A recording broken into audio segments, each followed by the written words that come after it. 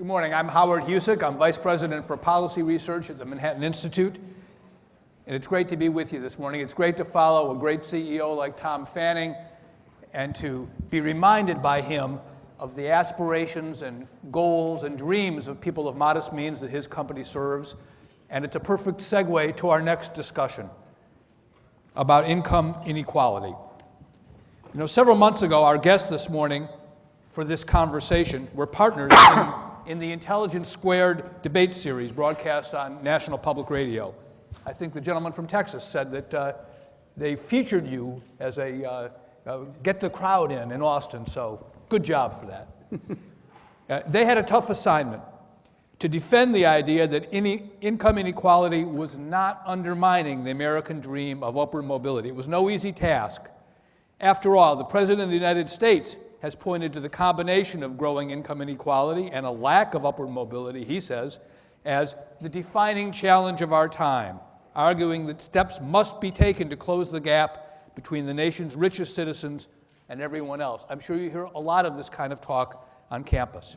But when the dust had cleared at IQ Squared, Ed Conard and Scott Winship had so effectively made the case that such views misunderstand what's really going on in the American economy, that even if all the news is not good, it's a misunderstanding. And prior to the debate, 14% of the audience agreed with Ed and Scott about income inequality, not undermining upward mobility. Afterwards, they had moved the needle to victory. 53% agreed with them.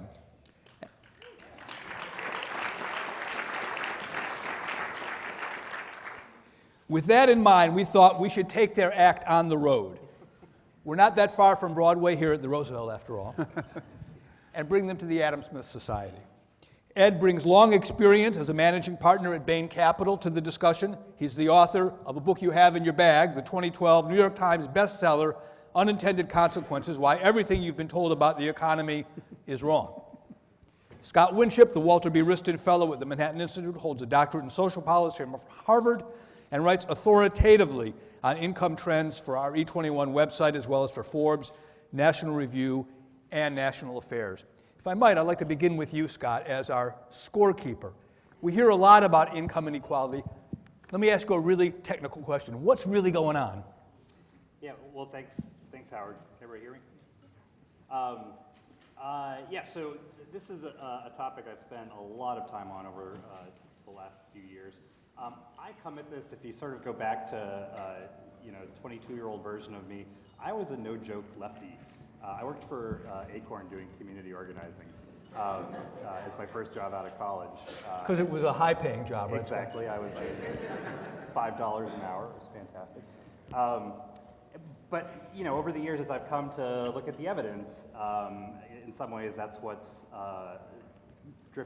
made me drift rightward, I guess, to the extent that I have.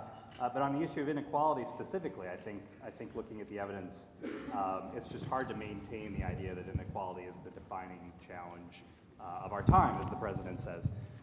So is inequality increasing? I'm going to narrow this down because the topic is sprawling. I'm going to talk about income inequality, not wealth inequality, earnings inequality, and I'm going to talk about income concentration, the top 1%, rather than what's going on below that. So what's happened at the top? Well, if you compare 1979 to 2007, two peaks in the business cycle, the share of income received by the top before taxes has gone from about 9% in 1979 to 19% in 2007. Now, for reasons I won't get into, I think that actually overstates the rise in inequality. I think it's much more likely than not that there has been an increase. But for instance, if you look at earnings among non-elderly households, what happened to the share of earnings that went to the top 1% over that period? Well, it went from 4% to 8%. Now, on the one hand, that's doubling, so that's not nothing. On the other hand, it's less dramatic than I think the figures you tend to see. I'm quoting Congressional Budget Office figures. Those are a little bit different than the Piketty and Saez numbers, I think, that most of you see. So inequality has risen. Below the top, again, if you look at the Congressional Budget Office figures, it looks like the middle fifth, their incomes between 1979 and 2007 went up by about 30%. If you look at the bottom fifth, according to CBO numbers, they went up by 49%. Now, there's a lot of folks on the left, if there was somebody sitting to my left, they would point out issues with these figures around how you value healthcare benefits, for instance, and they'll say, well, either it's all like healthcare, and we know that that healthcare shouldn't be valued as income, it's all rents going to the insurance companies, or it's transfers. The government has kept incomes up with transfers. Well, that's actually not true, in fact. If you look just at households with kids and you look at their earnings and you take away health insurance, the middle saw their incomes go up by 26%, the bottom by 50%. Now, growth is slower today in the last few decades than it was in the 1950s and 60s, that's for sure. But it just isn't the case that there's been this widespread stagnation below the top, and the extent to which the top has pulled away from everyone else has really been overstated, I think. This is what Scott does, is to puncture the balloon of income inequality hyperbole. But let me turn to you, Ed. Does that mean if both the lower quartile and the middle quintile, did I have that right, Scott, are going up, and the shift to the top is not as great as the Occupy movement would have us believe, does that mean that our economy is healthy? Well, I think our economy is changing, and we should talk about the changes, but I think that income inequality is really a euphemism that blames the success of the 1% for the stagnant or apparently slower growing wages of the middle and working class. And that has a view that the owners are negotiating with the workers, and the owners are winning the negotiation, and that's shifting a share to the owners at the expense of the workers. But I think that misses the point that those negotiations occur within a strategic context that really sets the parameters, not the tactical negotiation between the two. And so I would say that the 1% hasn't gotten rich at the expense of the middle class. Because information technology has made properly trained workers increasingly more productive. And why does that reduce the income of the median wage earner? I think it has no effect at all. The second is that the world's grown more prosperous, so any innovation is going to be more valuable. If you look at the stock market, for example, the inflation-adjusted stock market back to 1979, it's grown 500%. The incomes at the very top, the 1%, the 0.1%, the 0.01%, has grown about 275%. So you would expect that if you slice success off the top of innovation, what you should see is it pulling away from the median wage earner. Why does that affect the median wage? If anything, I would say it helps to pull the median up. And the third is that if you look at evidence between investors and talent, it would appear as though American talent is capturing whatever share of GDP it's capturing largely from investors, not from the 99% of the workers. So if you compare, for example, the US to the second most prosperous economy in the world, Germany, the 99% in both economies capture 49% of GDP. The 1% in the United States captures 18% of labor's income, and in Germany it only captures 12%. The difference is all captured from capital, not from the 99%. So I would say the 1% hasn't gotten rich at the expense of the middle class and working class. What's really happened is that middle class wages have stagnated because of open trade borders and immigration, which exposes the workers to competition from a worldwide surplus of low-wage workers. And let's slow down right there, because those are big topics all of their own, and I don't want to. Well, let me just say this. Then I would just be separating what is causing the 1% to be successful versus what is putting pressure on the middle class. They're entirely two different sets of trends, and we shouldn't conflate those trends and blame the success of the 1% on the reason why middle class wages have stagnated. There are other reasons why they're stagnating that are important to understand if you want to solve the problem. There may be the 4% to 8% that Scott has talked about. In fact, there is, but it's not causing the stagnation to the extent that there is stagnation in the other income classes. Yes, because I would say this, that growth can manifest itself in two ways. You can either get an increase in volume or you can get an increase in price. Where you have a near infinite supply of low-skilled labor in the world and through immigration, what we've seen in the United States is a 50% increase in employment since 1980. France and Germany, less than half as much. Japan, less than a third. That's an astronomical difference in performance. But when we get success of the 1%, puts increased pressure on increased demand. Instead of manifesting itself as an increase in price for middle-class labor, it's manifesting itself as an increase in demand for employment, and where the employment is expanding because we have a near unlimited supply of labor, both from immigration and from offshore workers. Well, let's get to that in a minute. Scott, there's a view that one of the reasons that we measure slower growth in middle class and working class incomes is because we have this kind of distorted way that we pay people through income exclusion for health care. Is that something that we should consider when we talk about how income inequality is mismeasured? Yeah, that's absolutely true. This becomes particularly relevant. The numbers I gave you before were looking at household incomes. It's much more relevant if you're looking at, for instance, earnings or hourly wages, because that's really where you get a lot of these stagnation arguments. And I think I think men's wages probably have more or less stagnated in recent decades. We can talk about that. I have this theory that essentially, in some sense, their wages were too high in the 1950s and 1960s because we, as a society, thought, God forbid married women, work. And so we paid guys this premium to try to raise an income on one family, and so they've experienced stagnation since because women knew all along that was not a great deal. And so essentially men have sort of had to see their pay stagnate while productivity increased to a point that justified the pay. But getting back to Howard's point, employer-provided health insurance has become such a bigger part of compensation over the last 4 decades that if you're just looking at hourly wages or annual earnings and you're not taking into account employer-provided health insurance, then what you're doing is you're looking at trends in a portion of compensation that's shrinking over time.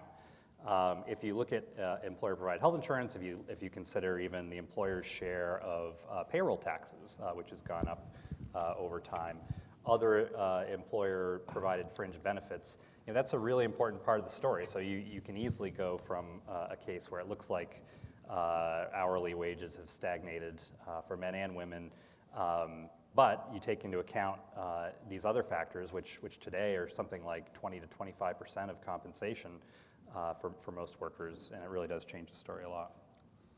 Right, and so it's not a coincidence the healthcare sector is one of the growth parts of the economy because we're in effect allocating capital toward it, aren't we? Yeah, that's absolutely right, and there's some question about whether people value health benefits as much as they would the cash. Is there really a question? Okay. Some people argue that you shouldn't value health insurance as income because they would rather have the cash. And I think I was going there, yeah. Yeah, exactly. But I don't know. The polling I've seen, there are polls that have actually asked people, would you prefer to have to pay more in healthcare every year, or would you prefer not doing that and just getting the cash? And people, it turns out, value the benefits as well. So I think excluding health insurance from wages or earnings is a big mistake. Right, and it distorts the economy too. Ed, when you talk about returns to innovation and how that's driving the amount of wealth captured by the top earners in the U.S. compared to Germany, and we have been a much more innovative economy than Germany, to be sure. There's also a school of thought more pessimistic associated with, for instance, Robert Gordon at Northwestern, an economist there, Tyler Cowen to a certain extent, the George Mason economist, New York Times columnist, George Mason economist, that there aren't going to be jobs for people who don't have these subtle, high-value skills, and that our real challenge as an economy is to have an inclusive kind of growth, lest people be really on the sidelines as robots start to take the place of panelists at Adam Smith Society and that kind of thing, Would people notice?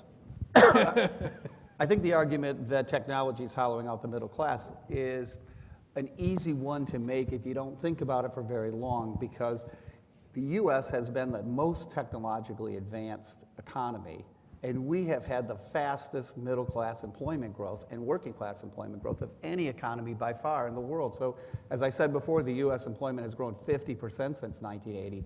It's less than 25 in Germany and France, less than 15 in Japan. So how do you reconcile that to the notion that the success of our 1% is somehow hollowing out the middle class? I would say it is the only thing that is driving the growth in our economy and putting upward pressure on the demand for middle class employment.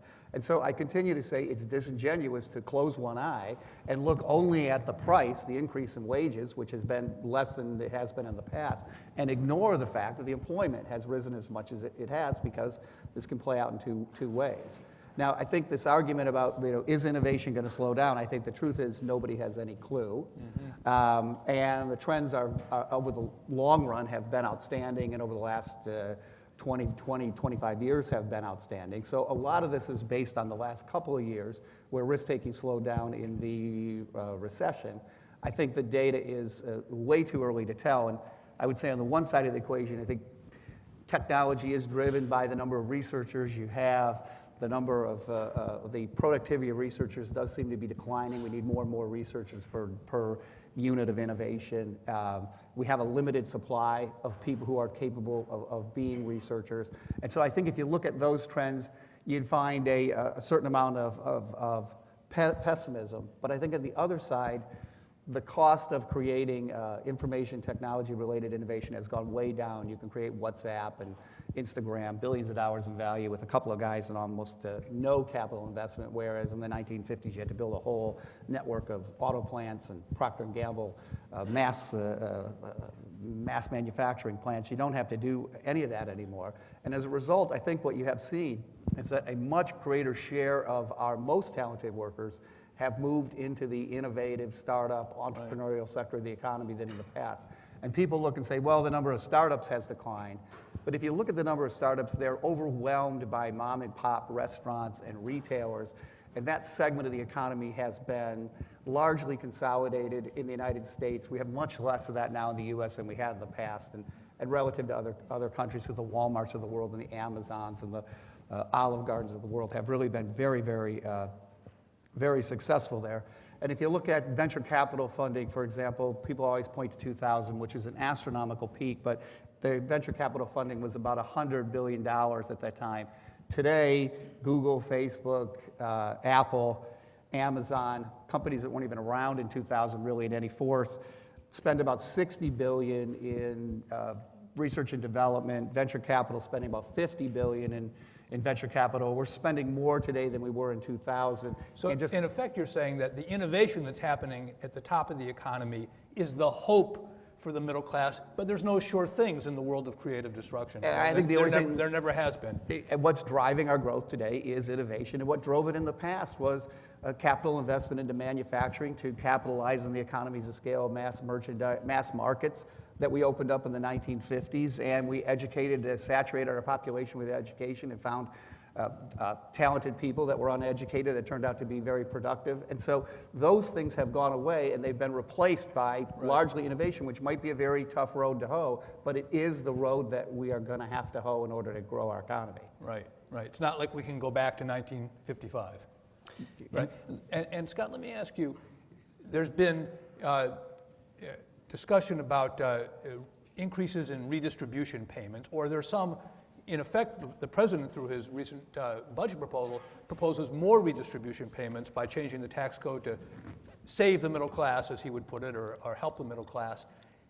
Is part of the decrease or the lesser extent of inequality that you described earlier attributable to the fact that we have increased redistribution payments a lot, or is that overstated too? So I would say yes to both of those. So it's certainly the case that redistribution has kept inequality from rising more. I think the evidence shows that probably the decline in taxes over the last few decades has been at least as important as any sort of safety net programs, with the one exception of certainly from 2008 to 2010 or so. But that case gets overstated a lot by people like Jared Bernstein, who I've debated for the Manhattan Institute on this topic as well. They will point to median income figures that show not so great growth until you add transfers in. And so Jared's view has been, the only thing that's been propping up incomes for the middle class are transfers or redistribution. Well, it turns out that's sort of true, but it's true only in the sense that what's happened is the baby boomers have been aging over time. I don't want, it's a sensitive point, I don't want to belabor it. And as they've got into retirement, it turns out when you retire, you don't rely on earnings or other labor income. You instead rely on Social Security benefits and Medicare. And so what you see in the data over time is that transfers look like they're doing all the work. But in fact, if you disaggregate, you look at the non-elderly by themselves, and ignore transfers, and as the numbers I had mentioned earlier show, you actually do still get real gains. And again, when people say that income growth hasn't been what it was in the 1950s and 60s, that's absolutely true. If we could figure out how to get back there, that would be the single best thing you could do for the American worker. Nevertheless, we wouldn't be indifferent between getting the $10,000 in the middle fifth that people get today that they didn't get in 1979. That is a real gain over time. So a more robust economy than the outcry about inequality would lead you to believe. Real quick, Ed, you were going on a pretty third railish direction there a moment ago, and I want to give you a chance to explain. Job growth, lots of job growth, 50,000 versus 10,000 in France. I'm surprised France has that much. 50%, yeah. Right? And you're saying wages would have gone up commensurately if we hadn't had such a flood of low-skilled immigration. Sure. And free trade. Are you proposing to limit either of those? Because I think that would be a surprise. Yeah, well, I'd say yes, and I've come to that conclusion very, very reluctantly, and I've resisted it every step of the way. But I think there's two choices, unfortunately. One is you tax successful risk-taking, and that slows risk-taking and growth. And that slows demand for middle-class wages and employment, and that increases the demand to tax successful risk-taking. And you get in this negative loop, which is very good for liberal politicians. And I think also we let liberal politicians get away with, on the one hand, supporting immigration, on the other hand, wringing their hands about stagnant middle-class wages, denying that there's any link between the two, making it verboten to talk about it publicly. I mean, that's a winning position for them if we're allowed to have it. Would you shift toward high-skill immigration, or are you going back to 1924 and closing the borders? Well, I'd say two things. The first is I think we have an alternative. One is to tax successful risk-taking and redistribute the money, which I think is a disaster. Okay. The alternative, if we want to solve this problem, if we want to say it's a problem and solve it, is that we have to restrict the supply of labor, whether that's through immigration or through not international trade. We need international trade. We can't make for $20 what we can buy for $2. We can take those $18 and hire teachers and doctors and truck drivers and waitresses. There's a difference between international trade and trade deficits. Okay, we ran a 6% trade deficit prior to the financial crisis. That floods, countries increase their employment by taking their excess savings and buying our assets instead of goods that employ our employees. You just threw a lot of bombs out here. I got no time left, but I'm still taking two really short questions because somebody's got to ask him a question. Yes, sir. I think you got to wait till go to a microphone.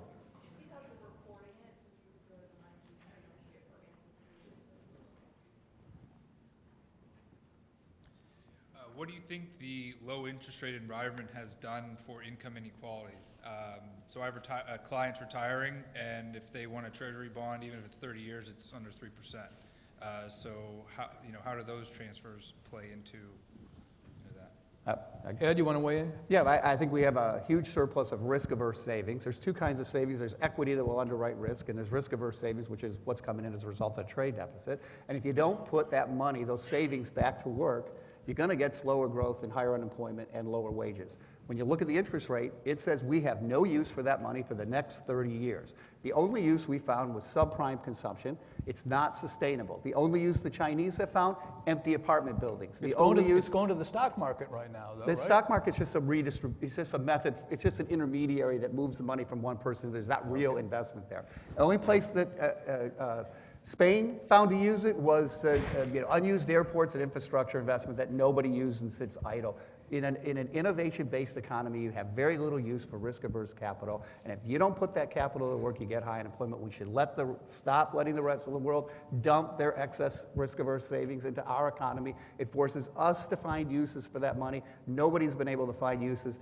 Low interest rates say we don't see any use for 30 years out there on the horizon for that money. Last question. If there is one more. Yeah, yes, sir, right over here. Please go to the microphone.